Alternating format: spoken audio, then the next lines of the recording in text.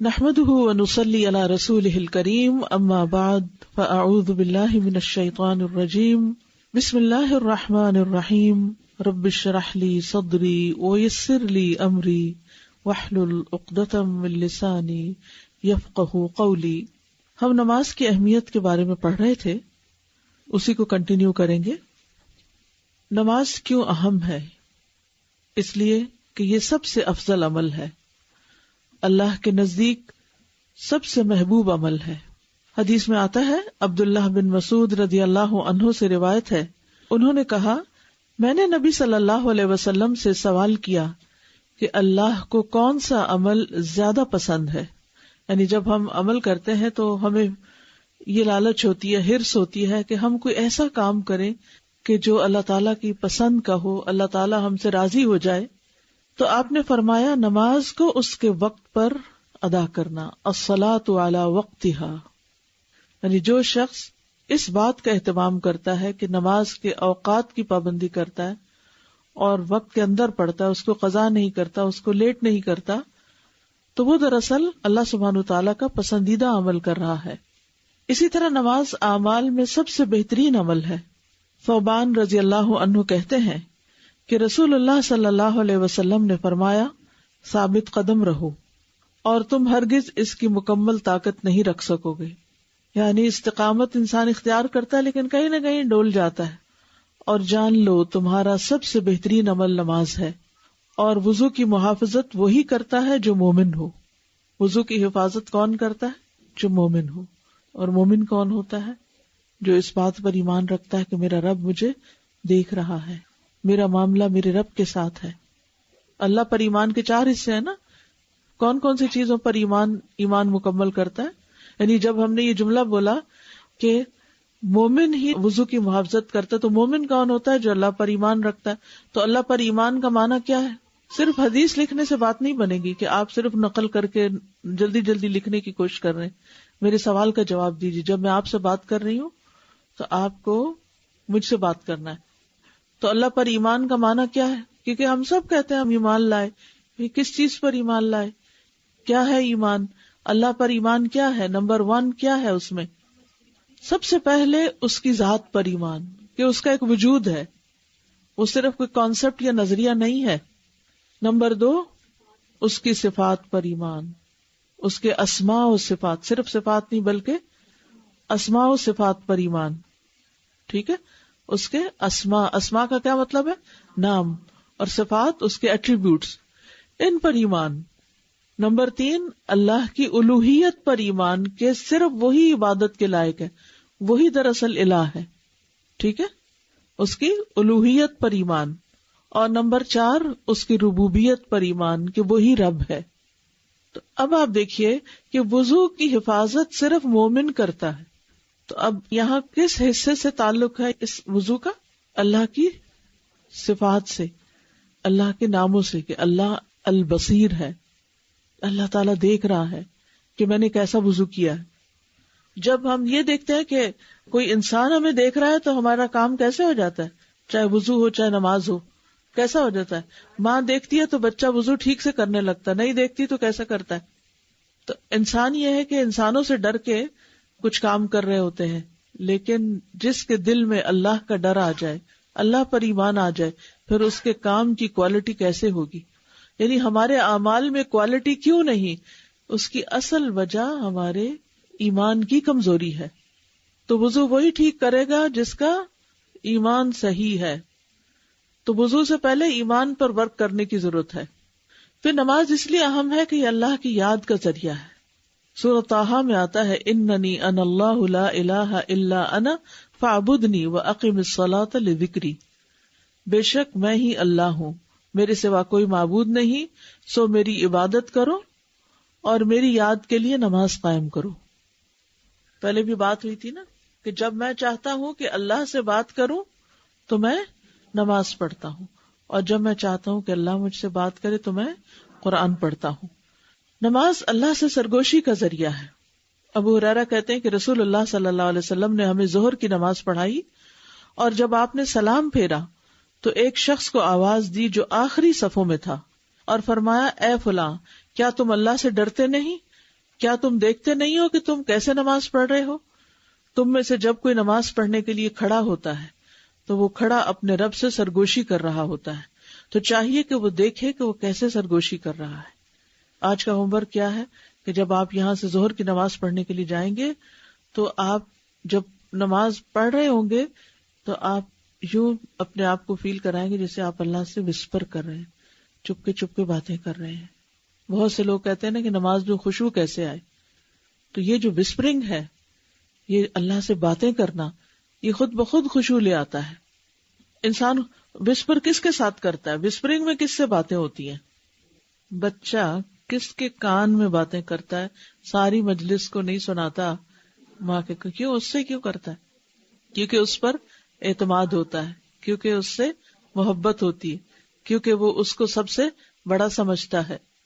تو جو انسان اللہ کو بڑا سمجھتا ہے، اللہ سے محبت رکھتا ہے اور اللہ پر اعتماد کرتا ہے، یقین رکھتا ہے، تو پھر وہ اپنے سارے غم دکھ کی داستان اپنے رب کو ہی سناتا ہے اور اس سے وسپر کرتا ہے۔ وسپرنگ جو ہے یعنی چپکے چپکے باتیں کرنا جو ہے، یہ صرف انسان اس سے کرتا ہے جس کے ساتھ اس کو محبت ہوتی ہے، ہر ایک سے وسپرنگ نہیں ہوتی۔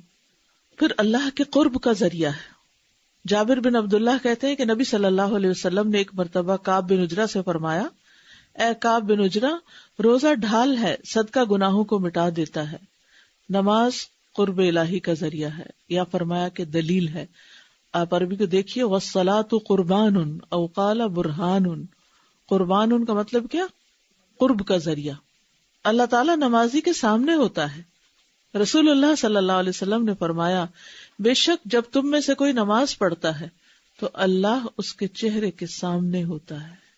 جب کوئی آپ کے چہرے کے سامنے ہو تو آپ کیا کریں گے؟ چہرہ ہٹا لیں گے، چہرہ پھیر لیں گے، اپنا چہرہ کدھر کریں گے؟ پھر اسی کی طرف کریں گے۔ پھر توجہ کی ضرورت ہے۔ ابن القیم کہتے ہیں، بندہ جب تک اپنی نماز کی طرف متوجہ رہتا ہے اس وقت تک مسلسل اللہ اپنے بندے کی طرف متوجہ رہتا ہے۔ جب بندہ اپنے دل یا اپنی نظر سے ادھر ادھر جھانکتا ہے تو اللہ تعالیٰ بھی اعراض کرتا ہے۔ جب بندہ منہ موڑ لیتا ہے تو اللہ تعالیٰ بھی منہ موڑ لیتا ہے اس سے۔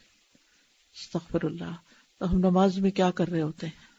دنیا بھر کی باتیں سوچ رہے ہوتے ہیں۔ نماز کا انتظار کرنے والوں پر اللہ کا فخر کرنا۔ عبداللہ ابن عمر کہتے ہیں، ہم نے رسول اللہ صلی اللہ علیہ وسلم کے ساتھ مغرب کی نماز ادا کی، لوٹنے والے لوٹ گئے اور بیٹھنے والے بیٹھے رہے، تو رسول اللہ صلی اللہ علیہ وسلم جلدی میں تشریف لائے۔ آپ کا سانس پھولا ہوا تھا اور آپ نے اپنے گھٹنوں سے کپڑا اٹھایا ہوا تھا۔ آپ نے فرمایا، خوش ہو جاؤ، تمہارے رب نے آسمان کا ایک دروازہ کھولا اور فرشتوں کے سامنے تم پر فخر کرتے ہوئے فرمایا، میرے بندوں کی طرف دیکھو، ایک فریضہ ادا کر چکے ہیں اور دوسرے کے انتظار میں بیٹھے ہیں۔ ایک فریضہ ادا کر چکے ہیں اور دوسرے کے انتظار میں بیٹھے ہیں۔ اس سے بھی نماز کی اہمیت کا پتہ چلتا ہے کہ اللہ سبحانہ وتعالی کتنا زیادہ اس بات کا خیال رکھتا ہے کہ میرے بندے نماز پڑھنے والے ہیں۔ فرض نماز کی حفاظت کرنے والے کا غافلوں میں نہ لکھا جانا۔ ابو ہریرہ کہتے ہیں کہ رسول اللہ صلی اللہ علیہ وسلم نے فرمایا، جس نے فرض نمازوں پر محافظت کی اس کو غافل لوگوں میں نہیں لکھا جائے گا۔ تو یہ تھی کچھ باتیں نماز کی اہمیت کے بارے میں۔ اب نماز ہی کی اہمیت سے متعلق یہ بات بھی یاد رکھیے کہ یہ نماز صرف ہمارے لیے نہیں، امت محمد صلی اللہ علیہ وسلم ہی کے لیے نہیں، بلکہ کس کے لیے؟ پچھلے انبیاء کے لیے بھی تھی۔ یعنی اللہ نے چونکہ انسان کو پیدا ہی اپنی عبادت کے لیے کیا، تو یہ عبادت صرف ہمارے لیے نہیں ہے، یہ عبادت ہمیشہ سے رہی ہے۔ تمام انبیاء کی طرف نماز کی وحی کی گئی۔ قرآن مجید میں آتا ہے، وَجَعَلْنَاهُمْ أَئِمَّةً يَهْدُونَ بِأَمْرِنَا وَأَوْحَيْنَا إِلَيْهِمْ فِعْلَ الْخَيْرَاتِ وَإِقَامَ الصَّلَاةِ وَإِيتَاءَ الزَّكَاةِ وَكَانُوا لَنَا عَابِدِينَ۔ اور ہم نے انہیں ایسے پیشوا یعنی رہنما بنایا جو ہمارے حکم کے ساتھ رہنمائی کرتے تھے، اور ہم نے ان کی طرف نیکیاں کرنے اور نماز قائم کرنے اور زکوٰۃ ادا کرنے کی وحی بھیجی، اور وہ صرف ہماری عبادت کرنے والے تھے۔ وَكَانُوا لَنَا عَابِدِينَ۔ تو یہ سارے پیغمبروں کا ذکر ہے کہ ہم نے انہیں فعل الخیرات کی طرف بلایا، ان کی رہنمائی کی، وَإِقَامِ الصَّلَاةِ، تو یہ دلیل ہے کہ پچھلے تمام انبیاء اقامت صلاۃ کرتے رہے. تمام انبیاء مشکل وقت میں نماز سے سہارا لیتے. مسند احمد کی روایت میں ہے نبی صلی اللہ علیہ وسلم نے فرمایا ان انبیاء پر جب بھی کوئی پریشانی آتی تو وہ نماز کی طرف متوجہ ہو جاتے. اور نبی صلی اللہ علیہ وسلم کا طریقہ کیا تھا؟ جب کوئی مشکل وقت آتا فزع الی الصلاۃ، نماز کی طرف دوڑتے. تمام انبیاء اپنی قبروں میں بھی نماز پڑھتے ہیں. سلسلہ صحیحہ کی روایت ہے تمام انبیاء علیہم الصلاۃ صلوات اللہ علیہم اپنی قبروں میں زندہ ہیں اور نماز پڑھتے ہیں. لیکن یہاں ایک بات یاد رکھے کہ وہ زندگی جو اس حدیث نے انبیاء علیہم السلام کی ثابت کی ہے وہ دنیا کی زندگی نہیں. وہ کون سی زندگی ہے؟ برزخ کی زندگی ہے. اسی لیے معراج پر جب نبی صلی اللہ علیہ وسلم تشریف لے گئے تو آپ نے مسجد حرام سے مسجد اقصیٰ کی طرف جب پہلا سٹاپ کیا تو وہاں کیا کیا تھا؟ انبیاء کو جماعت کرائی تھی، نماز پڑھائی تھی. تو یہ سب کچھ برزخی زندگی میں ہوا تھا، دنیا کی زندگی کے ساتھ اس کا کوئی تعلق نہیں. یہی وجہ ہے کہ اس کی مثال بیان کیے بغیر اس پر ایمان لانا واجب ہے. مثال کیا ہے کہ جیسے ہم سنتے ہیں ویسے وہ سنتے، ایسے ویسے نہیں سنتے. یا یہ کہ ہم ان کی قبروں کے پاس جا کر پھر ان سے باتیں شروع کر دیں، اس کی اجازت نہیں ہے. وہ اپنی ایک زندگی ہے ان کی، اور اسی طرح کی کم و بیش زندگی باقی لوگوں کی بھی ہے. یعنی مرنے کے بعد انسان بالکل فنا نہیں ہو جاتا کہ اس کا کچھ بھی باقی نہ رہے. اس کو عذاب قبر محسوس ہوتا ہے. آپ نے وہ حدیث بھی پڑھی ہوگی جس میں یہ کہ مردہ دفنانے والوں کے واپسی کے قدموں کی آواز وہ سنتا ہے، چلنے کی آواز سنتا ہے. ابھی کسی نے ایک انڈیپینڈنٹ کے آرٹیکل کا لنک مجھے بھیجا، ٹائم نہیں ملا کہ میں پڑھ سکوں. اس میں انہوں نے سائنٹیفکلی پروو کیا ہے کہ مرنے کے بعد بھی انسان کی جو لسننگ پاور ہے وہ باقی رہتی ہے، یعنی سنتا رہتا ہے. اللہ عالم. لیکن یہ یاد رکھیے کہ وہ اگر سنتا ہے یا قبر میں سنتا ہے تو اس کی حقیقت کیا ہے وہ اللہ ہی بہتر جانتا ہے. لیکن اس بات کے بعد کبھی نبی صلی اللہ علیہ وسلم اور صحابہ کا یہ طرز عمل نہیں رہا کہ جا کے پھر قبر والوں سے مانگنا شروع کر دی، کیونکہ دینے والا کون ہے؟ اللہ ہی ہے. موسیٰ علیہ السلام کو اللہ سے ملاقات پر نماز کا حکم ملا. اننی انا اللہ لا الہ الا انا فاعبدنی واقم الصلاۃ لذکری. بے شک میں ہی اللہ ہوں اور میرے سوا کوئی معبود نہیں، سو میری عبادت کرو اور میری یاد کے لیے نماز قائم کرو. یہ کب ہوا تھا؟ جب موسیٰ علیہ السلام ملاقات کی جگہ پر آئے تھے. بنی اسرائیل سے اللہ تعالیٰ نے جو عہد لیا سورۃ البقرہ کی آیت نمبر 83 میں، اس میں بھی آپ دیکھیے کہ لا تعبدون الا اللہ کے بعد حقوق العباد کی بات کی گئی، اور پھر واقیموا الصلاۃ وآتوا الزکاۃ، صلاۃ اور زکوٰۃ کی بات ہے. نماز کے لیے ان کے گھروں کو مسجد بنایا گیا. جب فرعون کے ظلم اور زیادتی کی انتہا ہو گئی اور ان کے لیے مرکزی عبادت گاہیں نہ رہیں تو گھروں کو عبادت گاہ بنایا گیا، اور وہاں بھی کیا حکم دیا گیا؟ وَأَقِيمُوا الصَّلَاةَ، کہ نماز قائم کرو. شعیب علیہ السلام کو کس بات کا طعنہ دیا گیا تھا؟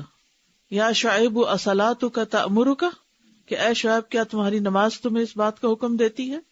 پھر ابراہیم علیہ السلام کس بات کی فکر کرتے ہیں؟ اپنی اور اپنی اولاد کی نماز کی فکر کرتے ہیں. کعبہ کی تعمیر کے بعد انہوں نے کیا دعا مانگی؟ رب اجعلنی مقیم الصلاۃ ومن ذریتی ربنا وتقبل دعا. تو یہ سب کیا ہے؟ نماز کی فکر ہے. نماز ہی کی خاطر انہوں نے اپنی اولاد کو اس وادی میں چھوڑا تھا. ربنا انی اسکنت من ذریتی بواد غیر ذی زرع عند بیتک المحرم ربنا لیقیموا الصلاۃ. اے ہمارے رب تاکہ وہ نماز قائم کریں. یعنی اپنے اہل و عیال کو وہ جس جگہ چھوڑتے ہیں اس کا مقصد کیا ہے؟ کہ نماز قائم کریں. انی اسکنت لیقیموا الصلاۃ. اس سے نماز کی امپورٹنس کا اندازہ ہوتا ہے. اسماعیل علیہ السلام نے اپنے گھر والوں کو کس چیز کا حکم دیا؟ نماز کا حکم دیا. قرآن مجید میں آتا ہے وَكَانَ يَأْمُرُ أَهْلَهُ بِالصَّلَاةِ وَالزَّكَاةِ وَكَانَ عِندَ رَبِّكَ مَرْضِيًّا. وہ اپنے گھر والوں کو نماز اور زکوٰۃ کا حکم دیا کرتے تھے اور وہ اپنے رب کے نزدیک ایک پسندیدہ انسان تھے. ابھی اس وقت آپ نوٹس میں صرف 2 چیزیں لکھیے. مثلا اسماعیل علیہ السلام نے گھر والوں کو نماز کا حکم دیا، اور آگے آیت نمبر سورۃ مریم آیت 55 بس. اسی طرح ابراہیم علیہ السلام نے اس مقصد کے لیے اولاد کو بسایا. ٹھیک. ابراہیم علیہ السلام کو اپنی اولاد اور اپنی نماز کی فکر تھی، آیت فلاں. شعیب علیہ السلام کو نماز ہی کے بارے میں بات کی گئی، بنی اسرائیل سے نماز قائم کرنے کا عہد لیا گیا. موسیٰ علیہ السلام سے ملاقات کے وقت اللہ نے نماز قائم کرنے کا حکم دیا. تمام انبیاء اپنی قبروں میں نماز پڑھتے ہیں. ٹھیک ہے، تمام انبیاء کی طرف یہ وحی کی گئی. بس صرف مین ہیڈنگز جو ہے یہ پوائنٹس اگر آپ پک کر لیں تو اتنا ہی آپ کے لیے کافی ہے. صرف اتنی دلیل، آپ سے آیات نہیں ان کے دلائل میں پوچھے جائیں گے. میں نے آیات تو اپنے اصل میں نوٹس کے لیے بنائی ہوئی ہے کہ اگر آپ میں سے کوئی کہے کہ اس کی کیا دلیل ہے تو یہ دلیل ہونی چاہیے. آپ آیت کا نمبر نوٹ کر لیں، اگر کوئی آپ سے پوچھے تو آپ کو بھی آیت کا نمبر آتا ہو. اگر آپ اس وقت نوٹس میں آیات پوری لکھنا شروع کر دیں گے اور ترجمے اور پھر ان کے نمبر، تو اپنے آپ کو کھپا ڈالیں گے اور حاصل کچھ نہیں. اس کے آپ سے نہ مطالبہ ہے نہ آپ کو ضرورت ہے. اس وقت آپ کو صرف یہ جاننے کی ضرورت ہے کہ نماز بڑی اہم ہے، کیونکہ اللہ سبحانہ وتعالیٰ نے تمام انبیاء کو اس کا حکم دیا تھا. اور ڈفرنٹ انبیاء کے جو دلائل قرآن میں ملتے ہیں، ایک تو مجموعی طور پر سب انبیاء کی بات ہوئی اوپر، اوحینا الیہم فعل الخیرات واقام الصلاۃ، اور پھر ڈفرنٹ انبیاء جو یہاں ان کا ذکر آتا ہے. پھر عیسیٰ علیہ السلام کا پنگھوڑے میں نماز کا ذکر کرنا. اللہ سبحانہ وتعالیٰ نے عیسیٰ علیہ السلام کو اس وقت نماز پڑھنے کی وصیت کی تھی جبکہ وہ گود میں بچے سے تھے. ایک بچے کا تصور کریں جو پنگھوڑے میں کہہ رہا ہو وَأَوْصَانِي بِالصَّلَاةِ، سبحان اللہ، کہ اللہ نے مجھے نماز کی تاکید کی ہے. قرآن مجید میں سورۃ مریم آیت 30 اور 31 میں آتا ہے قال انی عبد اللہ آتانی الکتاب وجعلنی نبیا وجعلنی مبارکا اینما کنت واوصانی بالصلاة والزکاة ما دمت حیا. عیسیٰ علیہ السلام نے کہا بے شک میں اللہ کا بندہ ہوں، اس نے مجھے کتاب دی اور مجھے نبی بنایا اور مجھے بابرکت بنایا جہاں بھی میں ہوں، اور مجھے نماز اور زکوٰۃ کی وصیت کی جب تک میں زندہ رہوں، موت تک. وَاعْبُدْ رَبَّكَ حَتَّى يَأْتِيَكَ الْيَقِينُ. ٹھیک، تو ان تمام انبیاء کے ساتھ یہ معاملہ ہوا. پھر آپ دیکھیے سارہ علیہ السلام کون تھی؟ وہ حضرت ابراہیم کی وائف تھی. ابراہیم علیہ السلام نے جب ہجرت کی، کہاں سے کی؟ عراق سے، اپنی بستی سے جہاں انہیں آگ میں پھینکا گیا تھا. تو ابراہیم علیہ السلام نے سارہ علیہ السلام کو ساتھ لے کر ہجرت کی تو ایک ایسی بستی میں پہنچے جس میں بادشاہوں میں سے ایک بادشاہ یا جابروں میں سے ایک جابر رہتا تھا. اس نے ابراہیم علیہ السلام کے پاس یہ حکم بھیجا کہ سارہ کو اس کے پاس بھیجے. آپ نے سارہ کو بھیج دیا کیونکہ وہ زبردستی جبرن ہر خوبصورت لڑکی کو ہتھیا لیتا. وہ بادشاہ ان کے پاس آیا تو وہ وضو کر کے نماز پڑھنے لگی. جب وہ برے ارادے سے آیا تو کیا کرنے لگی؟ نماز پڑھنے. انبیاء اور ان کے گھر والوں کی کیا صفت رہی ہے کہ مشکل وقت میں نماز کی طرف. یہ حضرت سارہ کا جو ایکشن ہے یہ ہمارے لیے بہترین نمونہ ہے کہ کوئی بھی مسئلہ ہو سیدھے اللہ کے پاس جائیں.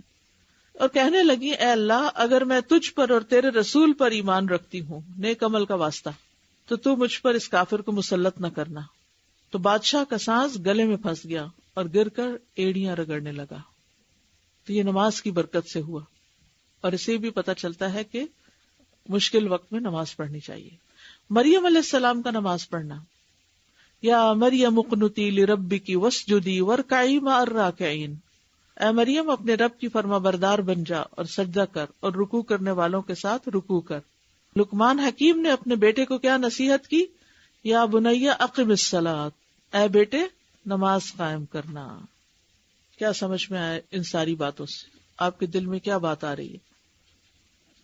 السلام علیکم. سب سے پہلے تو جو امپورٹنٹ بات مجھے وہ لگی یہ سرگوشی والی بات، it really clicked me a lot کہ اگر ہم یہ سامنے اور سرگوشی اور اللہ تعالیٰ جن ہٹ جاتے ہیں جو انسان متوجہ نہیں رہتا، تو ابھی انشاءاللہ تعالیٰ کوشش کریں گے کس پہ عمل ہو سکے انشاءاللہ. جو باتیں آپ کو ہٹ کرے نا ان کو کہیں نہ کہیں ڈائری میں الگ نوٹ کیجیے، نوٹس میں نہ رہنے دیجیے. یہ لائف ٹائم لیسنز ہوتے ہیں، نہ بار بار ہم یہ کورسز اٹینڈ کر پاتے ہیں، نہ بار بار یہ حدیثیں پڑھ سکتے ہیں. اور ایک دفعہ پڑھتے ہیں 2 دن اثر رہتے ہیں، تیسرے دن پھر ہم بھول چکے ہوتے ہیں.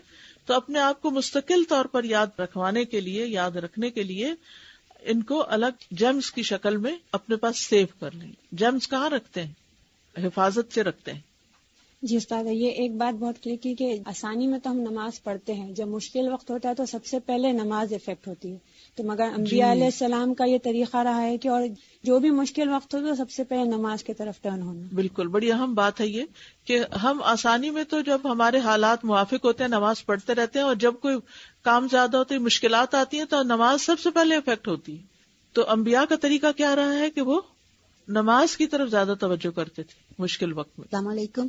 یہ سوچتی تھی ایک نماز کے بعد دوسرے کا انتظار کرنا، یعنی کہ جیسے ہم ایک نماز پڑھ لیں تو ہمیں پہلے ہی پلاننگ ہو جائے کہ ہم نے نیکسٹ نماز میں کیا کرنا ہے. جی ہاں، اس طرح ہمارا وہ جو ٹائم پیریڈ ہے وہ ہمیں کانشیسلی بتاتا رہے گا کہ مجھے ٹائم پہ نماز بھی پڑھنی ہے اور کرنا بھی کیا ہے. یعنی ایک نماز ختم ہونے کے بعد اگلی کا ٹائم دیکھ لینا، مثلاً اس دوران میں وہ کام شروع کرنا جو اگلی نماز کو افیکٹ نہ کرے، یہ بہت امپورٹنٹ ہے. کیا سمجھ میں آیا؟ یعنی ایک نماز سے دوسری نماز کے وقت جو ہے اپنی نماز کی حفاظت کرنا اور اس حال میں رہنا کہ اس کا انتظار کر رہے ہیں، انتظار رہے. اور اس کے لیے پلاننگ کیا کرنا، مثلاً آپ نے ظہر پڑھ لی، گرمیوں میں تو آپ ظہر اور عصر میں خوب وقت ہے، آپ جائیں سیر کو، آپ کریں کچھ بھی، کوئی فرق نہیں پڑتا. لیکن سردیوں میں کیا ہوتا ہے، بہت کم وقت ہے. تو اب آپ کو پتا ہے کہ عصر تو ابھی ہوئی، تو آپ ایسا کام نہ شروع کریں کہ جس سے آپ عصر مغرب کے وقت پڑھ رہی ہوں. یعنی اپنی پلاننگ اکارڈنگلی بدلتے چلے جائیں.